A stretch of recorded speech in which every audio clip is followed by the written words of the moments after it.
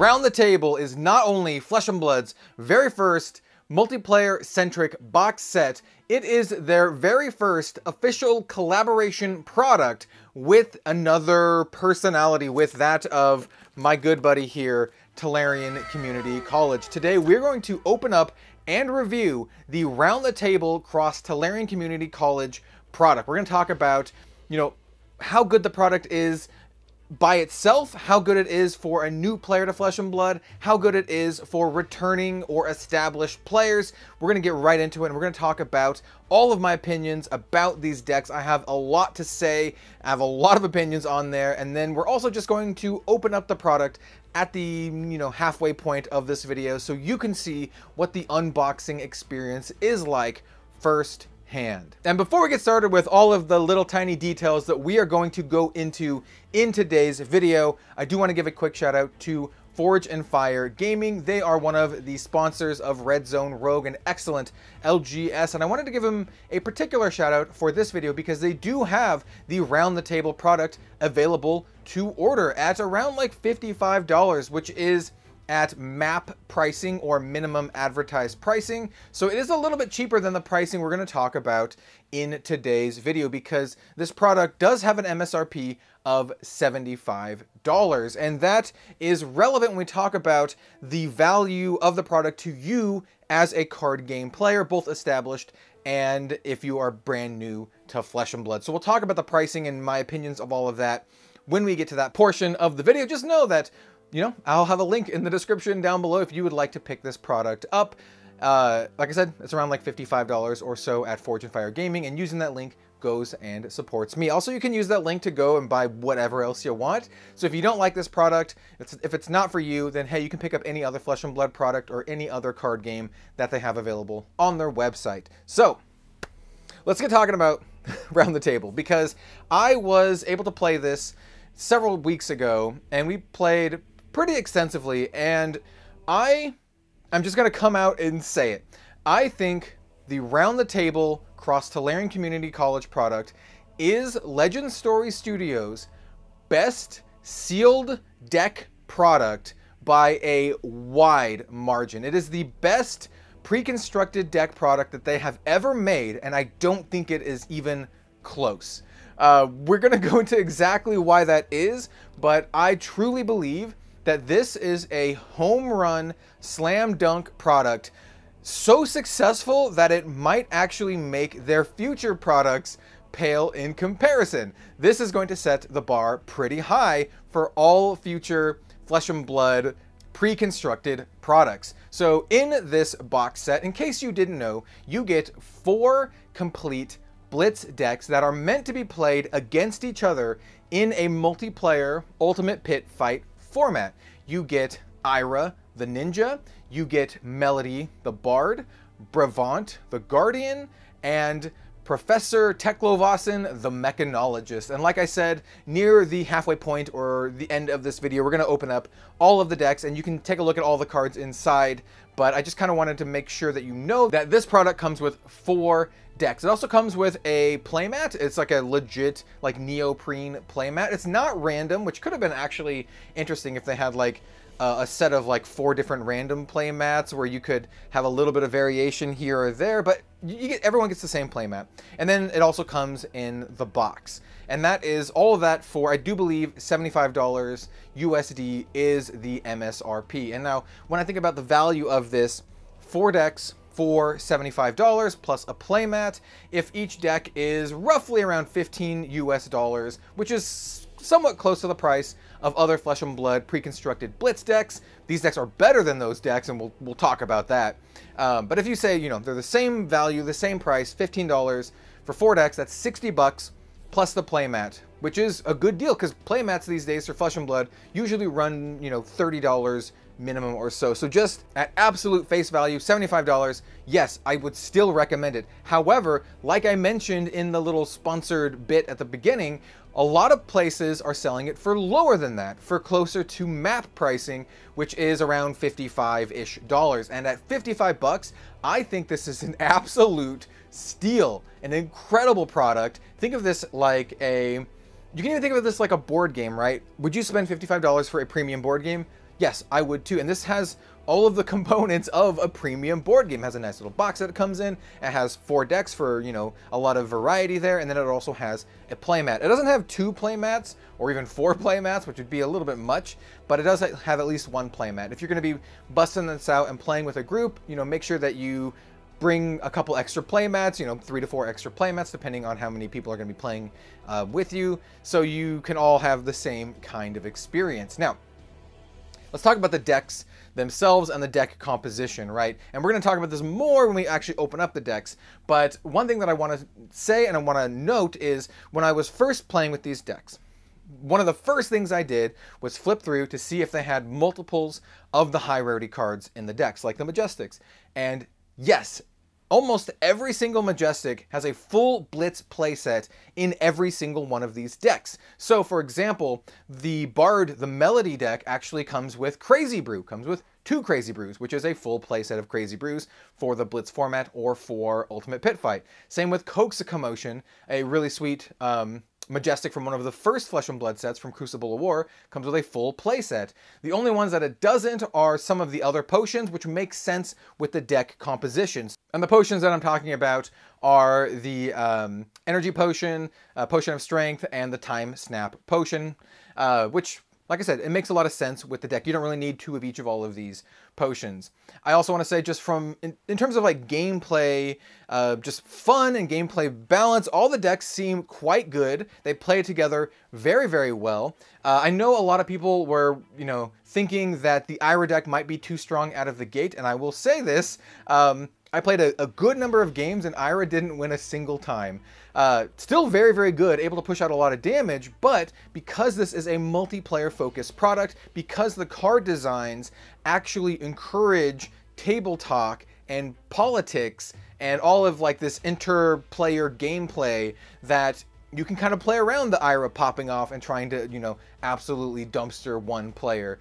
Brevant has ways that he can block for other players. Melody has ways to buff up other players as well. So you do have all of these, you know, mechanics that really, really incentivize players working together. And it's just so much fun. It's the most table talk I've had in Flesh and Blood. In fact, I've had almost more table talk playing the Round the Table product than in a lot of Commander gameplay, because there's just a lot of, you know, like, hey, I'm playing the Bard and I'm like, who wants a Quicken token, right? Who wants to draw an extra card? This kind of stuff. And it's like, hey, let's talk it out. Let's make some deals. And I just think the product is super, super fun. One of the absolute key moments for me was realizing exactly how the Bard deck wins. It is basically like this group hug style deck that has a big combo finish where you build up a bunch of copper tokens and then you know, do your final act and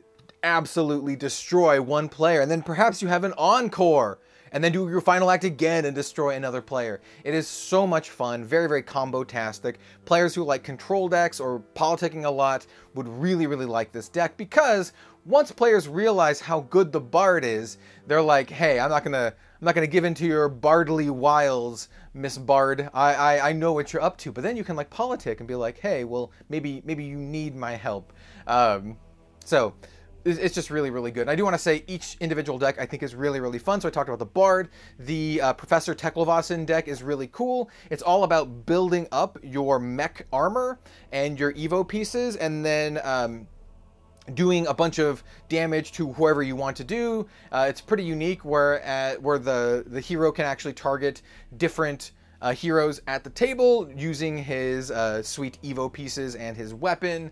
I do want to say that I find the Teklevasen deck super interesting because it works better the more players you have, so it's actually in his interest to keep as many players alive as possible to be as powerful as possible until like delivering the final couple blows. The Ira deck is very ninja-y, a ton of damage, combo-tastic stuff. It's the most Flesh and Blood-y kind of deck out of all 4 of the decks, but if you like that kind of like, you know, death by 1,000 cuts, a whole bunch of, you know, go wide attacks, you'll love the Ira Ninja deck. And then, of course, last but not least, we have Brevant, the Guardian, which is the first one that I played, and it was surprisingly a lot of fun. I didn't think I'd like it all that much, but being able to block for other players is awesome. You can use it to your advantage, you know, by politicking a little bit. And he has a lot of cards that basically make your attacks really, really big. So you can do turns where you just block heavily for someone and then set up for a really big turn and then just smash someone for a ton of damage. So yeah, all of the decks play quite differently, but I do think they're all very, very fun. And I think if you have a regular play group, everyone should be able to find something that they enjoy with this product. All right, so we're about to open up our Round the Table box set. But before we do that, I do want to just give you my final opinions of the Round the Table Cross-Tolarian Community College product, just in case you didn't want to watch the box opening bit. Once again, I will reiterate, this product, I believe, is one of the best products that Legend Story Studios and Flesh and Blood has ever made. It is unquestionably, in my eyes, their best pre-constructed product to date, and it sets the bar so high that I feel that they have a lot to live up to when they release another product. I would love to see annual Round the Table products, and before people go out and say like, ooh, we're gonna have a Red Zone Rogue or a Living Legends podcast collaboration with Round the Table, probably not. I'm not popular or famous enough to do that. But hey, maybe if enough of you like and subscribe to the video, maybe someday we will be. But I am very much looking forward to them making more of these products in the future. I think it has a lot of design space possible. They can get really creative in the heroes that they make. You know, I can imagine them making like a ranger for one of these who is like a sniper, and if they set up their arrow in advance, they can shoot any player on the board, because normally you can only attack the people to your left and right, but maybe the sniper can set up a turn and they can shoot the other player that they normally can't attack. Or maybe they'll have an assassin who focuses on stealth and really quick escape, so if they're attacked once, they can't get attacked again by another player until their next go around. You know, they have a lot of options and a lot of design space for this, so I would love to see more Round the Table products in the future, and it's a great place for them to put casual multiplayer cards and really off the walls, you know, hero ideas. So if I had to give this like a letter grade in spirit of Tolarian Community College, I would give this an A+. I adore this product. I highly recommend picking it up. If you're an established Flesh and Blood player, there might be some stuff in here for you because there are some unique card designs. Once again, we'll talk about those when we actually open up the product. If you are a new player, I think this is the best. Is it the absolute best? It is one of the best ways to get into Flesh and Blood. I still really like the Outsiders Blitz decks, and I like the History Pack 1 Blitz decks. I think those are incredible, and a little bit of a cheaper price point if you just want to buy one or two decks. But I think this is one of, if not the best ways to start playing Flesh and Blood if you have a group of people. And if you just want to have a fun box set product on your shelves that you can break out and then play when you have a bunch of friends over, obvious slam dunk. Also, the box here is big enough if you like to collect the Blitz starter decks. You can put like all the Blitz starter decks or a good chunk of the Blitz starter decks just in the storage box alone. So A+ product. I cannot wait to see more of this product. I was pretty harsh on their Classic Battles product. I think this is like, I don't want to say night and day, but I wholeheartedly support this product. I think it is absolutely incredible. So with that said, let's jump to a top-down view and then open up the product and kind of just show off some cards to cap off the video. Let's do it. All right, and here it is close up. It is a very, very long storage box. I don't know exactly how many cards this can fit in there, but it could fit a decent amount. And it's a pretty good quality, I would say. Here you can see all of the packaging. We're not going to spend too much time belaboring this. We're going to open this up and check out all of the contents inside. Let's see how easy this is to open, because sometimes, yeah, there we go. Sometimes if you just apply enough pressure on the seams, you can open it up, you know, without scissors or any sharp implements. So here the product is. The box itself is just a cardboard box, but it does have this really, really cool mechanologist, bright lights, metrics themed, you know, design on it, which I very, very much like. It's not just a regular box, but inside it is just a regular box.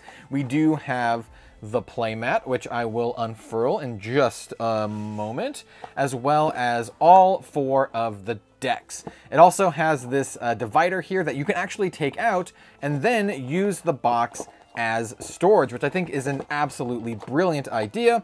It actually cuts down on waste from this product. So like in terms of just raw garbage that this product makes, there's the paper or the plastic wrapping, and then you have this insert which you can recycle because it's just cardboard. So get rid of that. And then now you have this box that you can reuse for anything else. So you can actually sleeve these up, put them back in here and keep it as a box set. Or you could, and I know a lot of people are doing this, stacking this up with all of the Blitz decks they have. I don't think every single Blitz deck will fit in here, but I think it's pretty close, which is really, really cool. You can fit a ton of the Blitz decks in here, or you can just use this to store your bulk cards or whatever you need, you can use this for. And it's great because, you know, it saves on garbage and gives you something functional, which I think is brilliant. Really, really smart. And then here we have all 4 of the decks. Before we open these up, you know what, let's show off the playmat that this comes with. So sorry, Legend Story Studios crew, we're gonna cover you up with your own design. So this is the playmat, and this one is a different design. That's what's on the box. The box here is the, I think this is just like the splash art for bright lights, whereas the playmat design, this is the Metrix, the City of Metrix lore art. And it has like, you know, your flesh and blood zones, and it is, you know, a neoprene playmat. It's not like a cheap thing. It's very, very nice, very high quality. I don't know who the manufacturer is, but, you know, you can expect the same quality as like an Ultra Pro playmat or something like that. All right, now let's get into the decks, and this is where most of the meat of this unboxing section is going to lie. So we're going to do a little manual zoom there, and we're going to take a look at, I think we're going to look at, I was talking to the professor, and he was saying, jokingly, how more people are going to love Melody than him in his own product, which I think is kind of funny. And because of that, we'll open Professor first, even though I think a lot of people are really excited about the Bard deck. We're going to open the Professor deck first. It does have a cool little pull tab here, so we're going to do that. Open this up. We'll take a look at the actual packaging too, because I think the packaging is relevant to the unboxing experience. Professor Blitz deck. On the back it says, play as Professor Teklovasen, a mechanologist, inventor, and transform prototype equipment into powerful Evo mecha suit. Ready to play out of the box, contains a 40-card Blitz deck, plus hero, weapon, and equipment cards, and you can learn to play on FabTCG.com. And then it has the Professor logo, as well as the Legend Story Studios logo. All right, so let's take a look. So we had shrink wrap on the outer. Will we have shrink wrap on the inner? We do have shrink wrap on the inner. It's just kind of small stuff like that I like to keep note. I know, you know, other players, collectors, these things kind of matter to them. We also have another pull tab. Very, very smart.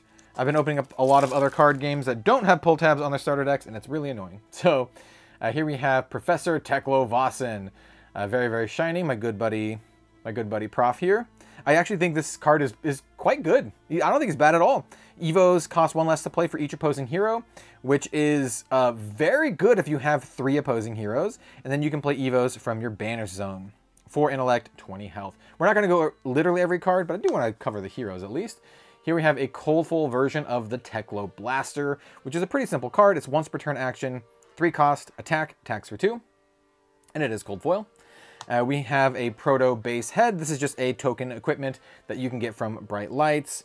Proto Base Chest, Proto Base Arms, and Proto Base Legs. Now you could upgrade these into some of the common equipment from Bright Lights, but if you want to keep this as a box set for balancing reasons, I would likely just leave it as is. Now we have the deck.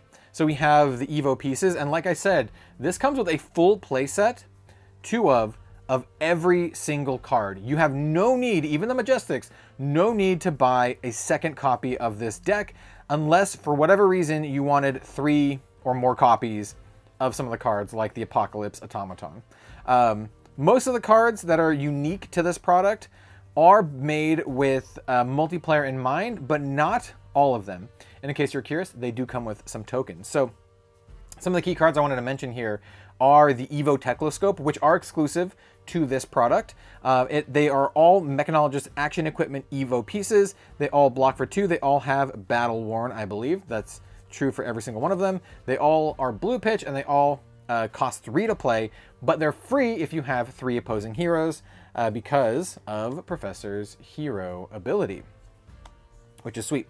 And it says, if you have a base head equipped, transform it. We have the full base set here. And this one says your Tekla Blaster can attack any opposing hero. And that's what I was kind of alluding at the beginning. You can make it so your Tekla Blaster can shoot any opposing hero. And every single one of our Evo pieces here are going to affect us in various ways.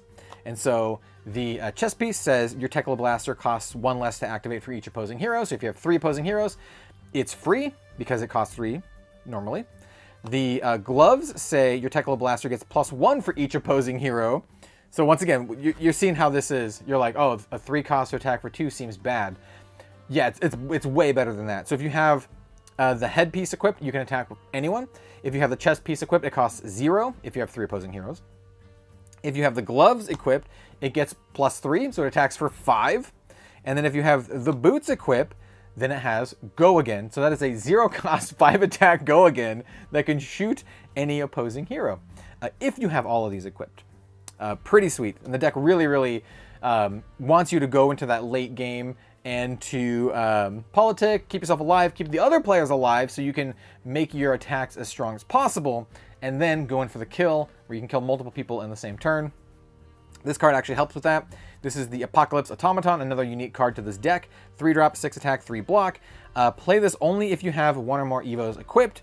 Evo upgrade. This attacks up to X target opposing heroes, where X is the number of Evos equipped. And then it kind of gives you rules on how to do that, which means if you have 3 Evos equipped, you can attack all of your opponents at the same time if you have 3 opponents. So good. This card is so sweet. And it's such a great political card because you're like, hey, I have to attack everyone, right? Is it a May? This attacks up to. So it's up to. So you can choose to not attack other people. You should attack everyone. This card's sweet. And then we have a bunch of other cards that we're not going to go too much into. Those were, I think, the most exciting ones. But you do have a bunch of nice reprints like Overloop, Throttle. Not expensive reprints, but reprints you'd expect to see in a good Mechanologist deck. Some cards like Firewall are block cards, which are both in Bright Lights and in this product. And I want to note, do not Arsenal block cards unless you're Ira. And specifically the one block card in the Ira deck that lets you. Otherwise, you cannot block with them from your arsenal, and they are just stuck there. So just keep that in mind. But yeah, this is the Professor deck. This one's very strong. I would say this is one of the stronger decks out of the bunch. This deck won more than any other deck when we played around. But maybe that's just because we were afraid of, you know, Ira and the Bard a little bit more than we should have been of this deck. And then, of course, you have your suite of double-sided tokens here. I like how this one has a 5 on it to give you some indication of how many coppers you might need, possibly because of Melody. I do find that kind of funny. And we do have a nice bigger token as well. So yeah, that is the Professor deck. Like I said, I do believe this is one of the stronger decks of the bunch. Very, very fun. Yeah, very good. Very, very good. And I think the hero, by the way, is good enough that, you know, he's not terrible in just 1v1, to be honest, because you do have at least 1 opposing hero. So that makes all of your Evos cost 1 less at the base level. So that is good old Prof there. Let's open up what everyone's been looking forward to, Melody. Melody deck is really, really fun. If you're an aggro player, if you like, you know, big aggro or Timmy type cards, this might not be the deck for you. This is a very controlling deck, a deck that really, really rewards you for playing the political game and for doing a big combo turn. So it says Bard, entertain the crowd with Melody. Play her songs and you'll soon have the entire table singing along to her tune until the final act. Ready to play out of the box, yada, yada, yada. So yes, Melody. What I think is really cool for the Melody deck in particular is that there are a ton of brand new cards for this deck, because previous to this product, there weren't really very many Bard cards in Flesh and Blood at all. There was just a couple like promo cards that you couldn't really use in Ultimate Pit Fight unless people had consent because it was the card that like shuffled everyone's like decks together, which is fun. I have played Yorick at Flesh and Blood Worlds, but I like that this one can be played without having to do any weird rules shenanigans or anything. So here we have Melody Singalong, 4 health, or 4 intellect, 20 health. Whenever you play a song, create a copper token equal to the number of other heroes in the game. So basically, if you have a 4-player game, if you play a song, you get 4 copper. So you're going to end up with a lot of copper. And as you can guess, you get a whole bunch of tokens in this deck as well, including a 5-banger copper here. So yeah, all the decks come with all the tokens. You don't have to worry about that at all. All right, so let's talk about Melody. I think this deck is really, really fun to play.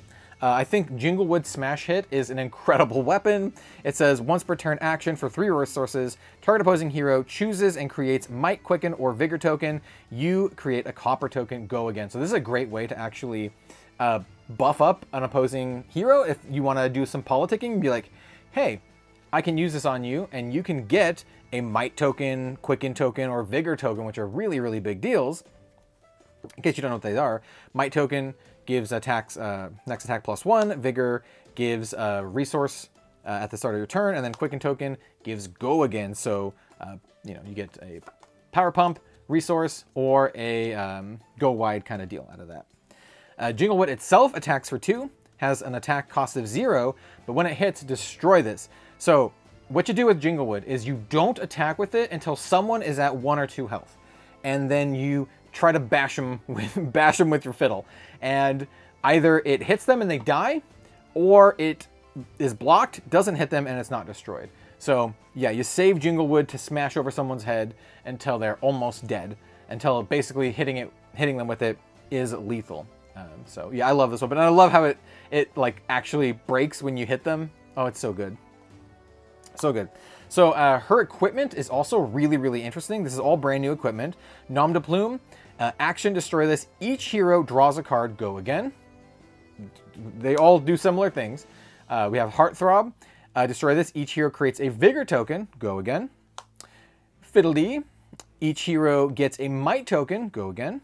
And then Quickstep, each hero gets a Quicken token, go again. Now, I would recommend saving a lot of these for the turn, either for politics plays or for the turn that you intend to kill everyone. Especially stuff like Quickstep and Nom de Plume, where you can draw extra cards to continue your shenanigans, and Quickstep so you can give your final act go again.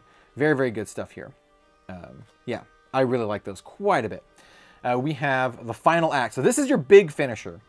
First of all, I'd like to note the new Bard border looks absolutely incredible, and the art on this is just so good. It is a 1 cost, 1 attack, 3 block, which doesn't seem very strong until you look at the ability. When this attacks, it gets +X attack, where X is twice the number of cards in all pitch zones. So your opponents actually could help you out if they had some way to pitch cards on your turn, which is actually kind of hilarious. I love the amount of politicking and you know, interplayer discussion that comes up in this product. It's just so much fun. And so the idea here is to actually make a ton of copper. As you can see, every time you play a song, you get a copper equal to the number of other heroes in the game. So in a 4-player game, anytime you play a song, you get 3 copper. And the idea is to just have a huge stack of copper, wait until you have final act potentially in your arsenal or in your hand, but it's nice to have it in your arsenal,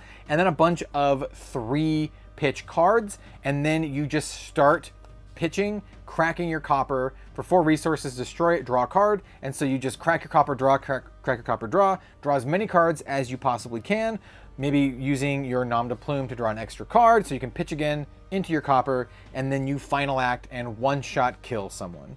It is so much fun. That's how you win. This is one of the only attacks in this entire deck. So it's all about making copper and then doing a final act. You also have Coax a Commotion, which is a UPF staple. 0 cost 4 attack. When it hits, choose any number, and you gotta choose them all, but you can choose whatever one you'd like. Quicken token, each hero draws a card, or each hero gains a life. This is one of the only other attacks in the game, or in the deck. And once again, full playset, which is awesome. So we have a playset of Coax Commotion. Another one of the only attacks in the deck, Life of the Party. It's a 2 for 4, but you can discard a card or destroy a card you control named Crazy Brew rather than pay its cost. If you do, choose all the modes. Otherwise, you choose one at random. So if you have a Crazy Brew, this is actually a 6 attack. Go again. When it hits, you gain 2 life, which is really sweet. This is a really cool card. Here we have Interlude. It's one of the new Bard cards. 0 cost Bard instant. Choose a hero the next time they would be dealt damage this turn. Prevent 3 of that damage. If you prevented damage to another hero this way, create a copper token. So once again, another way to protect other players. And then if you protect people, you get copper. Great. We have a playset of Sigil of Solace, just a nice little 0 cost, gain 3 life. We have some more brand new Bard cards, Crowd Control. This is a block card. When it defends, you can pay 3. If you do, it gets +1 for each opposing hero. So if you block with it, you pay 3. You have 3 opposing heroes, gets +3, blocks for 7. Pretty sweet. Here we have Encore. So this is how you kill multiple people in one turn. So this is another huge key card of the deck. It's a 1-drop, go again, Bard action. Return a Bard attack action card from your graveyard to your hand. There's only one Bard attack action card in this deck, in the game right now, and that is Final Act. So the whole point of Encore is to get your Final Act back, and then you play it again. So that's what you do. You build up a whole bunch of copper, you crack them all, you Final Act someone, kill them, and then hopefully you have enough resources to Encore, get it back to your hand, and then you do it again. Kill another person. And then hopefully maybe you can wang dong someone with your flute. I do want to say that this card does not have Go Again by itself, so you will need to give it Go Again with a Quicken token, which you can get from your boots. So once again, I like saving some of these for the end, where you can kind of like pop off, crack some of these, get your Quicken token, draw an extra card, all of this kind of stuff, so you can do as much damage as possible. So yeah, double Encores. Like I said, play set of every card. We have another Interlude. This is the yellow version, prevents 2 damage. Another Crowd Control, yellow version. Same thing, just blocks 3. Now we have a bunch of songs. All the songs are similar in how they function, but they all give different things. So this is Song of Jack Be Quick, 0 cost, 3 block. Create a Quicken token under each other hero's control. So all your opponents get a Quicken token, and then you get a bunch of copper because you're playing Melody. We have Song of Sweet Nectar, each other hero gains a life. Same stats. We have Song of the Rosen Matador. 0 cost, create a Vigor token under each other hero's control. Song of the Shining Knight, 0 cost, create a Might token under each other hero's control. This is one of the reasons why all these other decks have those tokens, by the way, because they'll need them for all the Bard shenanigans. We have Song of the Wandering Mind, each other hero draws a card. That was a spicy one. Song of Yesteryears, each other hero puts an attack action card from their graveyard on the bottom of their deck. We have the blue version of Interlude. We have the blue version of Crowd Control, which is a lot of Bard cards. And now here we have the potions that I talked about in the review portion of the video. We have double Crazy Brew, great little majestic card there. And then we have the one of these potions. Oh, the healing potion, I forgot about that one. But yeah, one of energy, healing, potion of strength, and time snap. These are great for the turn that you plan to do your big finish, right? Having your extra energy potion is really, really good for doing the Encore plus another Final Act. Having your Time Snap potion is great for getting those action points, so you don't need the Quicken from your boots. And Potion of Strength, good for just pumping it up. E-Pot, or H-Pot, just good for staying alive and not dying. So yeah, that is the Bard Melody deck. I imagine this is going to be the fan favorite deck. It's really, really fun. If you like that kind of play style, you're really gonna love it. You're really gonna love it. I will say I have killed 2 people in one turn with this deck. I have never won with it. I always end up dying, but it's really fun. Next, let's check out the other new hero. This is Brevant. This is the Guardian deck, and this is the deck that I thought that I would like the least, and it surprised me. This deck was a lot more fun than I thought. So Guardian, fulfill your civic duty with Brevant, the chivalrous Guardian, by protecting the fun and enjoyment of those around you. Yeah, you know what? Yeah. So the Bard had some ways to block and prevent damage from to other people, and Brevant, that's what he's all about. Art by Oswardi Therianto. Shout out to Oswardi, who is a regular viewer of this channel and just a great artist. So, this is Brevant, Civic Protector. He's got 20 health, 4 intellect, and says you may have any number of chivalry in your deck. Whenever you protect another hero, create a might token. This is going into what I was saying when we were talking about the review. He wants to block for other players and then build up for one really, really big attack, and he can do so from his hero ability. So these are the might tokens that he makes. It's just at the start of your turn, destroy this, then your next attack gets +1. So what you want to do is you want to block for some players and then smash on in. I will note that this just says your next attack, not just attack action card or weapon, just attack in general. So yeah, that's really good to note. And then Brevant has these tokens here as well. So let's take a look at his deck. In fact, let's take a look at we'll take a look at the equipment first, and then we'll take a look at the chivalry. So there's Brevant. His weapon of choice is the Hammer of Havenhold. Once again, cold foil. 3 cost attack, attacks for 3. If you have a chivalry in your pitch zone, this gets +1. So attacks for 4, 3 costs for 4. It's fine. You know, it's fine. Goes well with Brevant here. The shield, I think, is super cool. So the shield is not foil at all, but I think it's a really, really cool item. So it's a 2-block with temper that has protect, which is a new keyword that says you may defend any hero attacked by an opponent with this. So your shield can actually block for any other player, which is super, super cool. It has temper, so you can block with it twice. You block with it for 2, and then block with it for 1, and then it's destroyed. He has a full civic full civic armor set, which is a brand new armor set, which is interesting. So yeah, here's the full set, and this one says 2-block temper. When this defends, another target hero draws a card. Once again, really, really good for the politic game. Civic duty. When this defends, create a vigor token under another hero's control.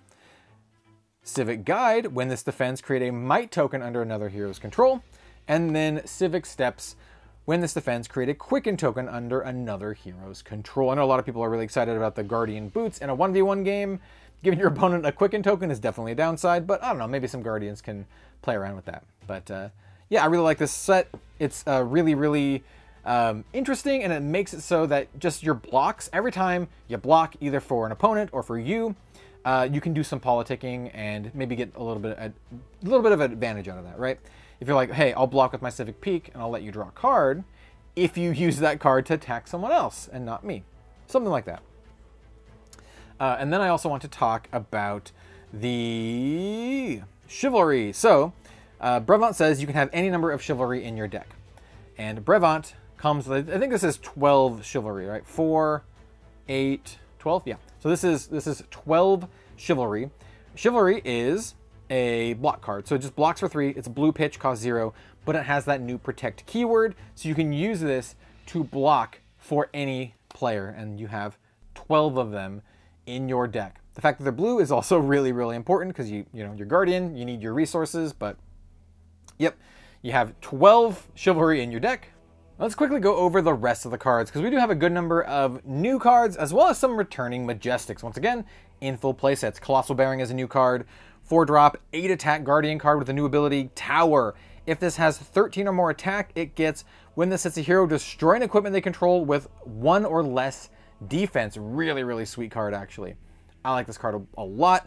So you have to give it a +5, basically, right? Because it has base attack 8, but you have ways to do that in this deck. You know, you have ways to get those might tokens by blocking for your opponent, but we have other ways to pump this as well.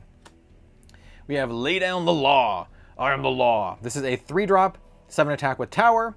So you can see there's a kind of like a cycle here, right? 4-drop, 8-attack Tower, 3-drop, 7-attack Tower. I really like the 7-attack because 3 is a really, really good pitch number. It's a blue, right? We're running a lot of blues here.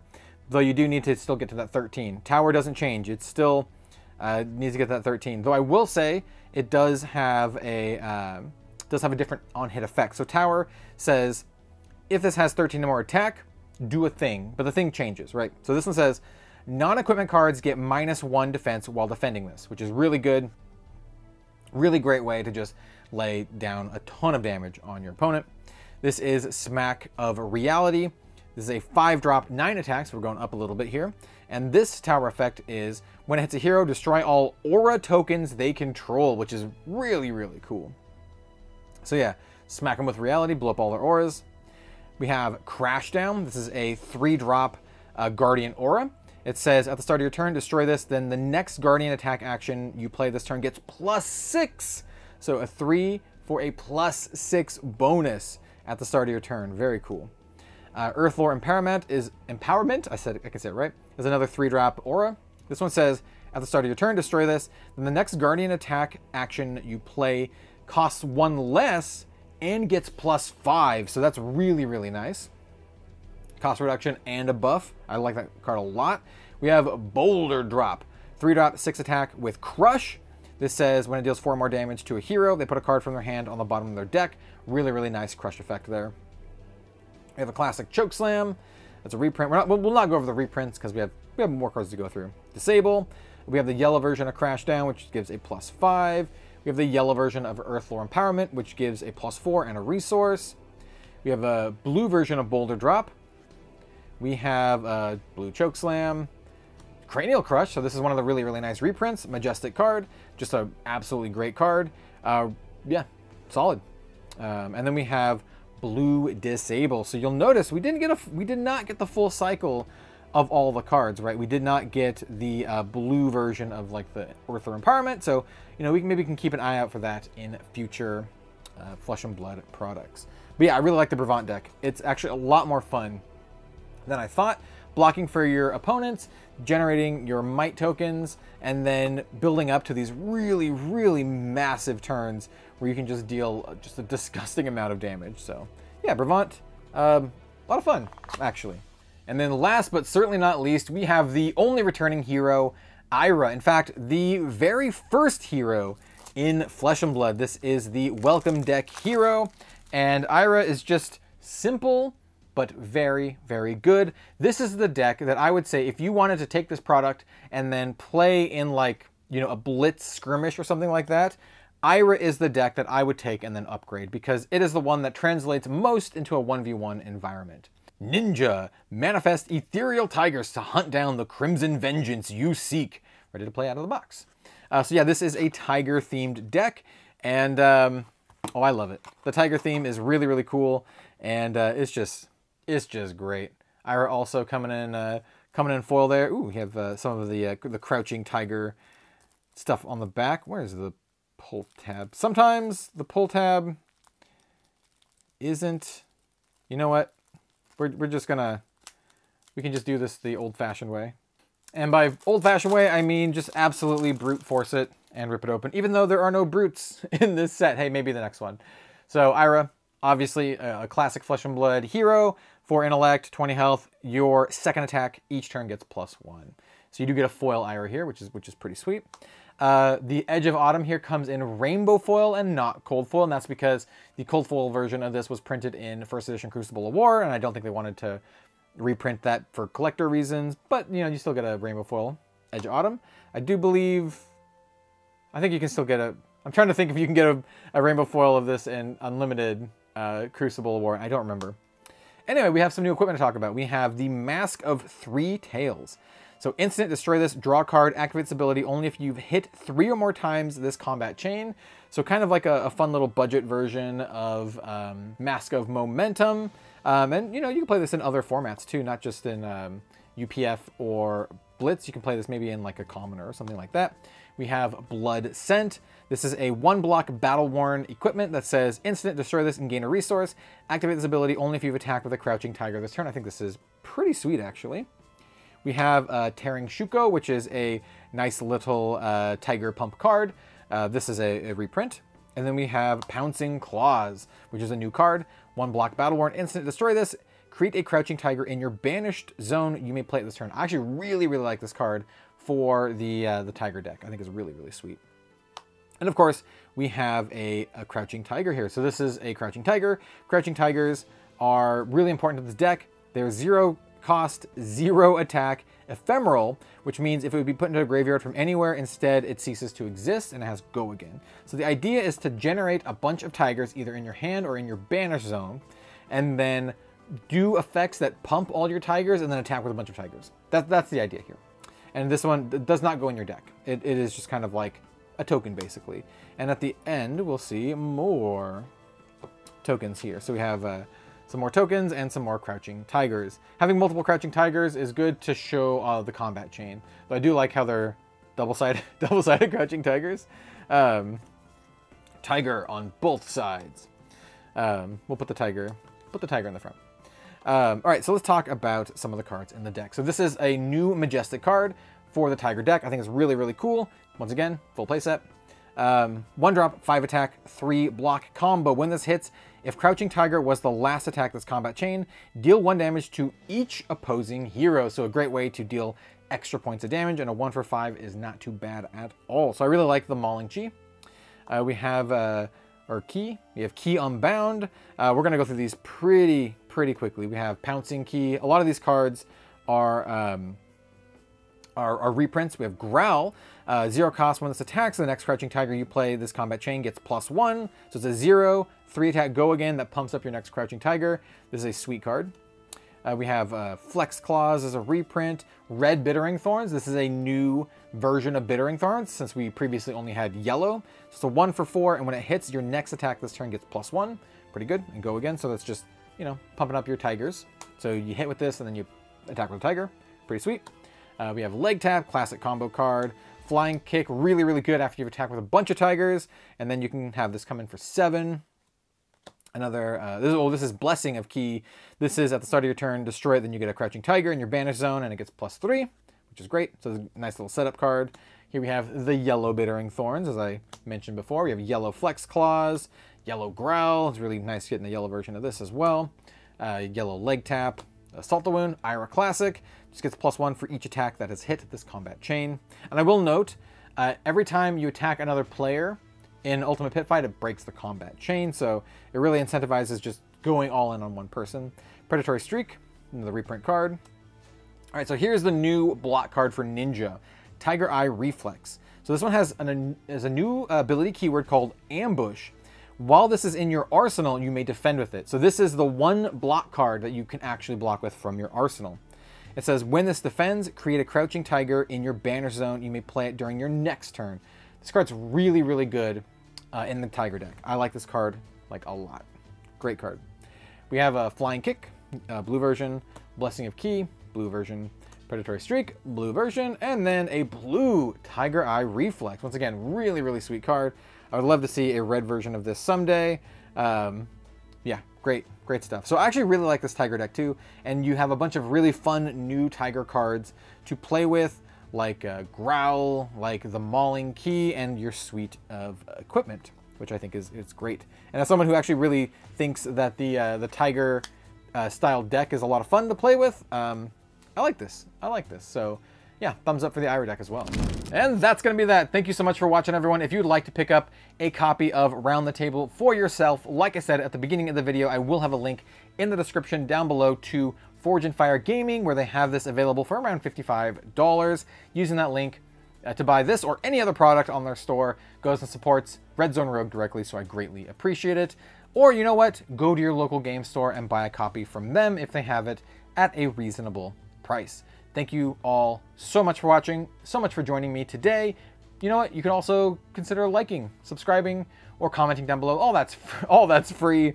I really appreciate it, and we'll see you next time for some more card game content. Thanks so much, everyone. We'll see you next time.